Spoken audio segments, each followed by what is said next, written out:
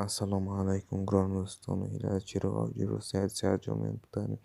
نن غواړم تاسو ته یو خبر د امریکا په اړه شریک کړم. امریکا غواړي چې په 2023 کې هغه نفر چې په امریکا کې دی او د امریکا تابعیت لري په شخصي اسپانسرشیپ سره یو ویلکم کورپس یعنی په هغو سره اسپانسر کو. نو هر نفر کولی شي چې د ځان سره 15 نفره سپانسر کو. نو دا یوه ډېره ښه طریقه ده چې ډېره اسانه هم ده او لګښت چې دی ټول د سپانسر پورې اړه لري په امریکا کې.